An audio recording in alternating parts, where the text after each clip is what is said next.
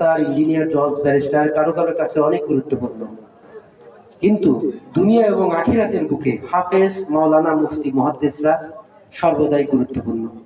রব্বুল আলামিন আজকে 8 জনকে হাফেজ হিসেবে কবুল করেছেন। আপনাদের মাঝে উপস্থিত বরকতি মানুষ, 16 মাইল মাদ্রাসার সম্মানিত মুহতামিম এবং আমাদের অত্র এলাকার একজন কৃতি সন্তান জনাব কামরুল ইসলাম সহ আরো যারা সভাপতি এবং সহসভাপতি হিসেবে উপস্থিত হয়েছেন, তাদের বদৌলতে এই এলাকার অনেক লোক আর্থিক এবং সামাজিকভাবে উন্নত লাভ করেছে, তাই না?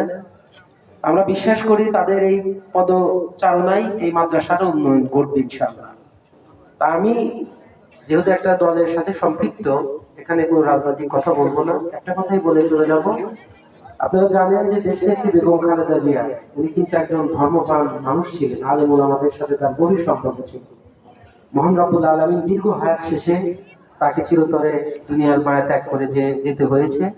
উনি প্রত্যেক রমজানে শুরুতেই ইতিমদের সাথে ইফতার করতেন। এখন ওনারই সন্তান দুনিয়ার বুকে একটা অন্যতম ইতিম, তার ভাই নাই, তার বোন নাই, তার বাবা নাই, মা নাই।